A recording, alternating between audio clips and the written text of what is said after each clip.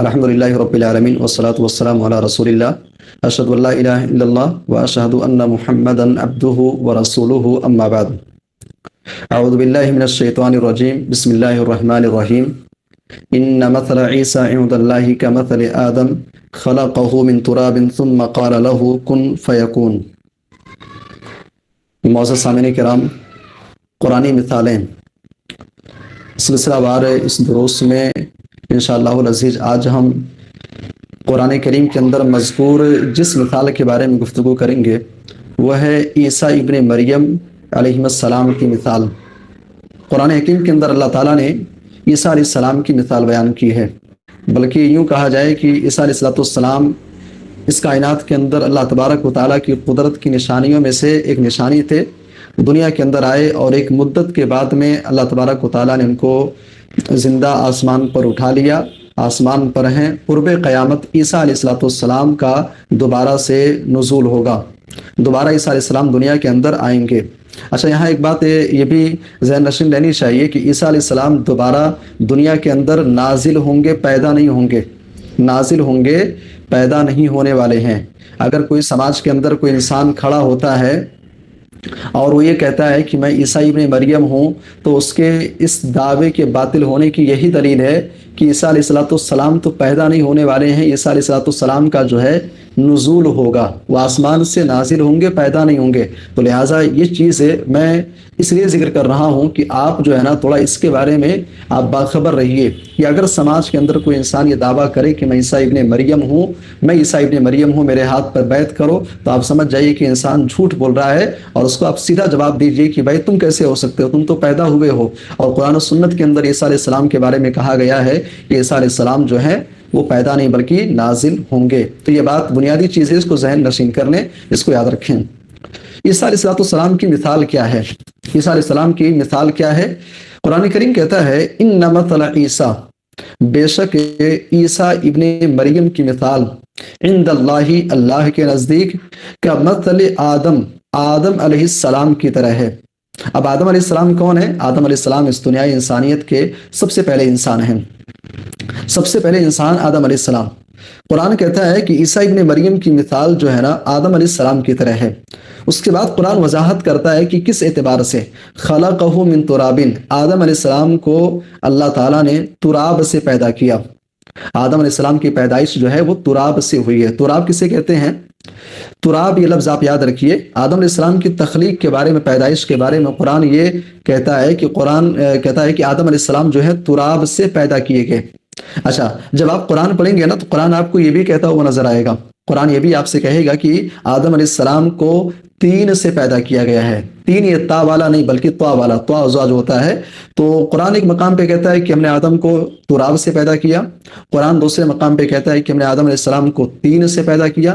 پھر قرآن ابن کریم کے اندر ہی یہ بھی ملتا ہے کہ قرآن کہتا ہے کہ ہم نے آدم علیہ السلام کو پیدا کیا ہے صلصال من حمإ مسنون سے۔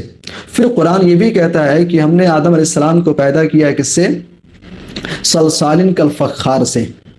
چار چیزیں قرآن کہتا ہے کہ ہم نے آدم کو تراب سے پیدا کیا، دوسرے مقام پہ کہا گیا کہ تین سے پیدا کیا، تیسرے مقام پہ کہا گیا کہ ہم نے صلصال من حمإ مسنون سے پیدا کیا، چوتھے مقام پہ کہا گیا کہ آدم علیہ السلام کو صلصال کالفخار سے پیدا کیا گیا۔ اچھا، اب یہ چار چیزیں آپ دیکھیں اور عیسیٰ علیہ السلام کی پیدائش آپ دیکھیں۔ قرآن کہہ رہا ہے کہ عیسیٰ ابن مریم کی مثال جو ہے نا آدم علیہ السلام کی طرح ہے۔ یہ آدم علیہ السلام کی طرح کیسے ہے؟ قرآن آدم علیہ السلام کی تخلیق کے بارے میں چار باتیں کہہ رہا ہے، اور عیسیٰ علیہ السلام کی پیدائش کے بارے میں ہم سب جانتے ہیں کہ عیسیٰ علیہ السلام جو ہے بغیر باپ کے مریم علیہ السلام سے ان کی ولادت ہوتی ہے، پیدائش ہوتی ہے۔ تو آدم علیہ السلام کے بارے میں جو چار باتیں کہی گئی ہیں تھوڑا سا اس کو آپ سمجھ لیں۔ مثال کے طور پہ جیسے گاؤں دیہات کے اندر، شہروں کے اندر شاید یہ چیزیں نہ ہوں، دیکھیے قرآن کے اندر جو بیشتر مثالیں ہیں نا وہ گاؤں دیہات کے جو رہنے والے ہیں ان کے حالات زندگی اور وہاں کا رہن سہن جو ہے نا اس سے باتیں اور زیادہ واضح ہوتی ہیں۔ گاؤں کے اندر بچپن میں جو لوگ گاؤں میں رہے ہیں ان کو یاد ہوگا کہ بچپن میں جو چھوٹے چھوٹے بچے کھیلنے وغیرہ کے لیے مٹی جو ہوتی ہے نا، مٹی مٹی کو لے کر کے اس کو گیلا کرتے تھے اور پھر مٹی کی گڑیا وغیرہ بنانا ہے، برتن بنانا ہے، اور اس طریقے سے چیزیں بنایا کرتے تھے۔ یہ بچپن کے اندر، ہمارے بچپن بھی ایسا ہی رہا، جب چھوٹے تھے تو یہ چیزیں ہم لوگوں نے بھی دیکھی ہے اور ایسا ہوتا تھا۔ اچھا، آج بھی اگر آپ مٹی کی کوئی چیز بنانا چاہتے ہیں تو اس کا پروسیس کیا ہوگا؟ پہلے آپ سوکھی مٹی لیں گے، پھر اس کے اندر آپ پانی ڈالیں گے، پانی ڈالنے کے بعد آپ تھوڑا سا اس کو چھوڑ دیں گے کچھ ٹائم کے لیے تاکہ اچھی طریقے سے پانی جو ہے مٹی کے اندر مل جائے۔ اس کے بعد پھر اگلا اسٹیپ آتا ہے کہ پھر آپ اس گیلی مٹی کے ذریعے سے کوئی چیز آپ بنائیں، برتن ہے یا کوئی چیز بھی ہے، ایکس وائی زیڈ، مکان وغیرہ لوگ بناتے ہیں تو بنا لیتے ہیں۔ بنانے کے بعد پھر اس کو چھوڑ دیا جاتا ہے اور وہ خشک ہو جاتی ہے، پختہ ہو جاتی ہے، مضبوط ہو جاتی ہے۔ مکان بھی اسی طریقے سے بنتے ہیں، مٹی وغیرہ کے، سوکھی مٹی ہوتی ہے، اس کو گیلا کرتے ہیں، گارا وغیرہ بنانا ہے، اس کے بعد میں بنایا جاتا ہے۔ اچھا، یہ بات میں کیوں کہہ رہا ہوں آپ کو؟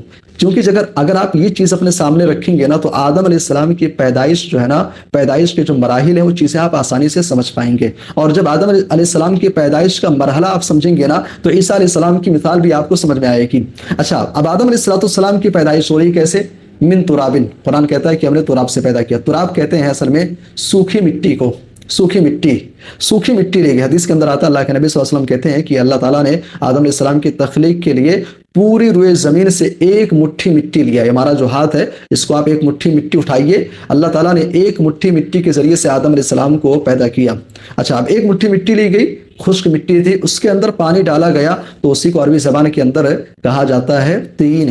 اچھا، مٹی گیلی ہو گئی، اس کے بعد اس کو کچھ ٹائم کے لیے چھوڑ دیا گیا، جس کو قرآن کہتا ہے حمیم مسنون، یعنی جب پانی ڈال کر کے چھوڑ دیا گیا تو ایک سمے کے بعد میں مٹی کا رنگ بدل گیا، کالا پن اس کے اندر آ گیا، اور مٹی جو ہے نا وہ ہلکی سی اس کے اندر سے کیا ہے کہ مٹی کو آپ گھور دیں تو ایک مہک آتی ہے، اس سے بدبو کہہ لے، مہک کہہ لے، جو بھی ہے۔ تو پھر یہ تیسرا مرحلہ تھا کہ مٹی گیلی ہونے کے بعد کالی پڑ گئی، اس کے بعد میں پھر اسی مٹی کے ذریعے سے آدم علیہ السلام کے جسم کا ڈھانچہ بنایا گیا، اور بنائے جانے کے بعد میں پھر اس کو چھوڑ دیا گیا، جس سے آدم علیہ السلام کی باڈی جب سخت ہو گئی، اسی کو قرآن نے صلصال کالفخار کہا ہے۔ اب یہ آدم علیہ السلام کی تخلیق ہے۔ قرآن کہتا ہے کہ عیسیٰ ابن مریم کی مثال اللہ کے نزدیک آدم علیہ السلام کی طرح ہے۔ اب آدم علیہ السلام کی طرح کیسے ہے بھائی؟ اب یہ آدم علیہ السلام کی تخلیق، ان کی پیدائش کا پورا مرحلہ میں نے آپ کے سامنے بیان کر دیا۔ اب کوئی بھی انسان اگر غور کرتا ہے، کوئی بھی چھوٹا سا چھوٹا، مطلب ادنا سے ادنا طالب علم ہو یا کوئی مسلمان ہو، اگر کوئی غور کرے عقلی اعتبار سے یا دینی اعتبار سے، کوئی بھی سوچے تو یہ کیسے ہو سکتا ہے؟ بھئی آدم علیہ السلام کی پیدائش کا مرحلہ بالکل الگ ہے، وہ الگ انداز میں ان کی پیدائش پوری ہو رہی ہے، اور عیسیٰ علیہ السلام کی پیدائش الگ ہو رہی ہے، تو یہ سیم ٹو سیم کیسے ہے؟ ان کی مثال ان کی طرح کیسے ہے؟ یہاں دو باتیں سمجھنے کی ہیں۔ پہلی بات تو یہ ہے کہ عیسیٰ علیہ السلام کی مثال آدم علیہ السلام ہی کی طرح ہے۔ کس اعتبار سے؟ کس اعتبار سے؟ اچھا، مٹی جو ہے، کیا ہمارے جسم، ہماری جو باڈی ہے، کیا ہماری باڈی کے جنس سے ہے؟ یعنی ہمارا جو جسم ہے، کیا ہمارا جسم مٹی کا ہے؟ بھائی ابھی اپنا جسم ہر کوئی دیکھ لے کہ آپ کا جسم مٹی کا ہے، لیکن آدم علیہ السلام کو بنایا کس سے جا رہا ہے؟ مٹی سے بنایا جا رہا ہے، لیکن جسم کے اندر ہماری کیا ہے؟ مٹی ہے ہی نہیں۔ ہمارے جسم کے اندر گوشت ہے، چمڑی ہے، خون وغیرہ ہے، رگیں ہیں۔ تو پھر آدم علیہ السلام کو بنایا جا رہا ہے مٹی کے ذریعے سے، ایک انسانی ڈھانچہ تیار کیا گیا۔ یہ دراصل اللہ تبارک و تعالیٰ کی قدرت کی نشانی ہے۔ اللہ تعالیٰ کی قدرت کی ایک نشانی ہے کہ اللہ تعالیٰ نے مٹی کے ذریعے سے ایک انسان کو وجود بخشا، اور انسان کو جب وجود بخشا تو عام طور سے ہوتا یہ ہے کہ اگر کوئی چیز کسی چیز سے بنائی جاتی ہے نا تو اس کے اثرات اس کے اندر پائے جاتے ہیں، اس کے جو اثرات ہوتے ہیں نا وہ پائے جاتے ہیں۔ لیکن یہاں آدم علیہ السلام کی تخلیق مٹی سے ہو رہی ہے، اور ان کے جسم کے اندر کوئی مٹی نہیں ہے۔ جسم کیا ہے کہ وہ گوشت وغیرہ کا مجموعہ ہے پورا۔ تو آدم علیہ السلام مٹی سے بنائے گئے، یہ اللہ تبارک و تعالیٰ کی قدرت کی ایک بہت عظیم نشانی ہے۔ اسی طریقے سے عیسیٰ علیہ السلام کا بغیر باپ کے صرف ماں سے وجود بخشنا، پیدا ہونا، یہ بھی قدرت کی نشانی ہے، اور یہی مثال ہے آدم علیہ السلام کی، یہی مثال ہے عیسیٰ علیہ السلام کی اللہ کے نزدیک۔ کیسے؟ جیسے کہ آدم علیہ السلام ہے، ان مثل عیسیٰ عند اللہ کمثل آدم، عیسیٰ علیہ السلام کی مثال آدم علیہ السلام کی طرح ہے۔ کس اعتبار سے؟ پیدائش کے طریقے کے اعتبار سے، کہ جس طریقے سے وہ قدرت کی نشانیوں میں سے ہے، اسی طریقے سے عیسیٰ علیہ السلام بھی قدرت کی نشانیوں میں سے ایک نشانی ہے۔ اچھا، قدرت کی نشانیوں میں سے نشانی کیسے ہیں؟ بھئی آدم علیہ السلام کے بارے میں تو سمجھ میں آتا ہے مٹی سے بنائے گئے، لیکن عیسیٰ علیہ السلام جو ہیں قدرت کی نشانی کیسے ہیں؟ دنیا کے اندر ایک انسان کو جو وجود بخشا گیا ہے، ایک بہت بڑے عالم گزرے ہیں شیخ الاسلام ابن تیمیہ رحمہ اللہ، ان کی کتاب ہے الجواب الصحیح لمن بدل دین المسیح، یہ ان کی کتاب کا نام ہے۔ شیخ الاسلام ابن تیمیہ رحمہ اللہ اس کتاب کے اندر انسان کی پیدائش کے 4 طریقے وہ ذکر کرتے ہیں کہ دنیا کے اندر اللہ تعالیٰ نے ایک انسان کو 4 طریقے سے وجود بخشا ہے۔ پہلا طریقہ کیا ہے کہ اللہ تعالیٰ نے بغیر ماں اور بغیر باپ کے پیدا کیا، جیسے کہ آدم علیہ السلام کی پیدائش ہے بغیر ماں اور بغیر باپ کے۔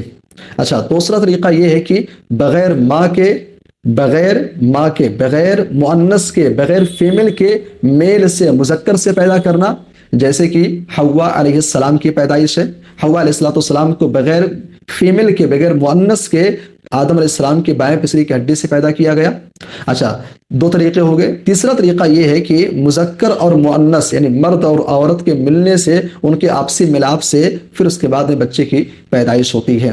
یہ 3 طریقے ہیں۔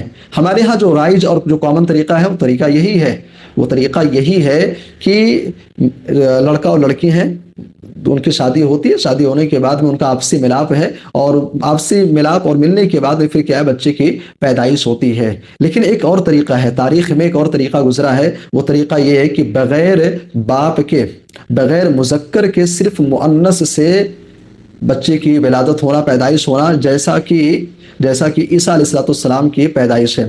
عیسیٰ علیہ السلام جو ہے بغیر باپ کے پیدا ہوئے۔ تو اب دیکھیے عام طریقہ کیا ہے؟ عام طریقہ یہ ہے کہ بغیر مذکر کے بچے کا وجود یہ ہماری سمجھ سے ہی پرے ہے۔ سماج کے اندر اگر آج کوئی کھڑا ہو جائے، بولے کوئی عورت کھڑی ہو جائے، بولے کہ یہ بچہ کیا ہے، بچے کی پیدائش ہوئی ہے، اس کا باپ کون ہے، شادی نہیں ہوئی ہے، ان میرڈ ہے، وہ اگر دعویٰ کرے کہ یہ میرا بچہ ہے، کہاں سے ہے، ناجائز بچہ ہے، وہ بولے کہ نہیں ناجائز نہیں ہے، کیا اللہ کی قدرت کی نشانیوں میں سے ایک نشانی ہے، تو یہ سب ڈھکوسلے بازی ہے۔ وہ عیسیٰ علیہ السلام تھے، وہ اللہ کے پیغمبر تھے، ٹھیک ہے۔ تو عیسیٰ علیہ السلام، تو اگر آج کوئی ایسا تصور کرے یا دعویٰ کرے تو ہم اس سے پاگل کہیں گے، ہم اس کی بات کو مانیں گے ہی نہیں، کیوں؟ اس لیے کہ ایسا ہوتا نہیں ہے۔ تو عیسیٰ علیہ السلام کا بغیر مذکر کے پیدا ہونا یہ اللہ تعالیٰ کی قدرت کی نشانیوں میں سے ایک نشانی ہے۔ اور آپ دیکھیں اس مثال کے اندر ایک بات بہت اہم ہے، وہ بات یہ ہے، اس مثال کے ذریعے اللہ تبارک و تعالیٰ نے جو عیسائی اپنے آپ کو کہتے ہیں، جو اہل نصارہ ہیں، اللہ تعالیٰ نے اہل نصارہ کی تردید کی ہے۔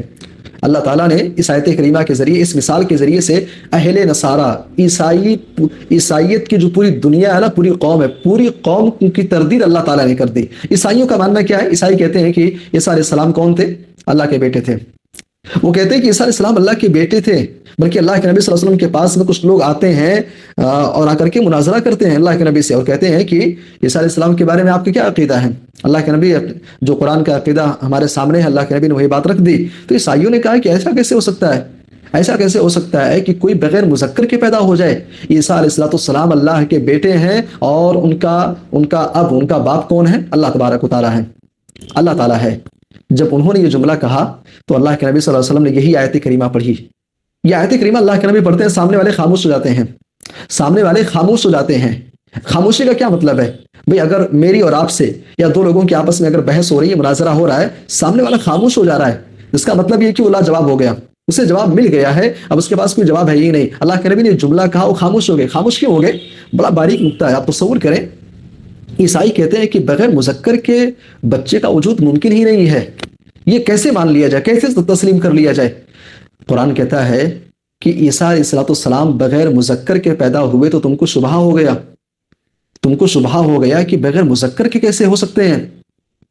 آدم علیہ السلام کے نہ تو باپ ہیں نہ ماں ہیں، نہ مذکر نہ مؤنث، بغیر مذکر اور مؤنث کے پیدا ہوئے، ان کے بارے میں کیا کہو گے؟ بھائی آدم علیہ السلام جو ہے بغیر مذکر اور بغیر مؤنث کے، بغیر ماں اور بغیر باپ کی ان کی پیدائش ہوئی، تو اگر کیا ہے کہ عیسیٰ علیہ السلام کی پیدائش کو تسلیم کرنا یہ ناممکن ہے، تو آدم علیہ السلام کی تخلیق، ان کی پیدائش تو اور زیادہ محال ہے، اور زیادہ ناممکن ہو جا رہی ہے بھائی۔ لیکن آپ کہہ رہے ہو کہ ہم مانتے ہیں کہ آدم علیہ السلام بغیر ماں اور بغیر باپ کے پیدا ہوئے، ہم یہ تسلیم کر رہے ہیں، ہم اس کو ایکسپٹ کرتے ہیں کہ ہاں ایسا ہے۔ تو عیسیٰ علیہ السلام کے ہاں تو پھر بھی ان کی والدہ کا ذکر ہے کہ مریم علیہ السلام سے ان کی پیدائش ہوئی۔ تو یہ اہل نصارہ کی نا تردید ہے۔ اہل نصارہ اگر کبھی کوئی عیسائی ایسا سامنے آ جائے بات کرے نا، تو آپ اس کے سامنے سیدھا یہ سوال کر لیں کہ آدم علیہ السلام کے بارے میں کیا عقیدہ رکھتے ہو؟ آدم علیہ السلام کے ابا کون ہے، آدم علیہ السلام کی اماں کون ہے؟ اور جواب دے گا کوئی نہیں، کوئی نہیں۔ پھر آدم علیہ السلام کیسے ہو گیا؟ اللہ تعالیٰ نے ان کو پیدا کیا، اللہ کی قدرت کی نشانی ہے۔ تو عیسیٰ علیہ السلام کے یہاں تو پھر بھی ان کی والدہ کا ذکر ہے، جو کیا ہے کہ مطلب وہاں اگر کیا ڈاؤٹ پیدا ہوتا ہے تو یہاں ڈاؤٹ اور کم ہو جانا چاہیے، تو لیکن یہاں پر آ کر کے آپ ڈاؤٹ کر رہے ہو۔ بہرحال تو یہ مثال ہے عیسیٰ ابن مریم کی، عیسیٰ علیہ السلام کی، جس کو قرآن نے کہا ہے کہ آدم علیہ السلام کے طریقے سے ان کی مثال ہے۔ چند باتیں تھیں اس تعلق سے، امید ہے کہ مثال سمجھ میں آئی ہوگی۔ کچھ شکوک و شبہات جو آگے ہو سکتا ہے ذہن میں آئیں، اس کا بھی امید ہے کہ ازالہ ہوا ہوگا۔ اللہ تعالیٰ سے دعا، اللہ تعالیٰ ہم سب کو قرآن کریم پڑھنے، سمجھنے اور اس کو اپنی زندگی کے اندر لاگو کرنے کی توفیق عطا فرمائے، آمین، تقبل یا رب العالمین۔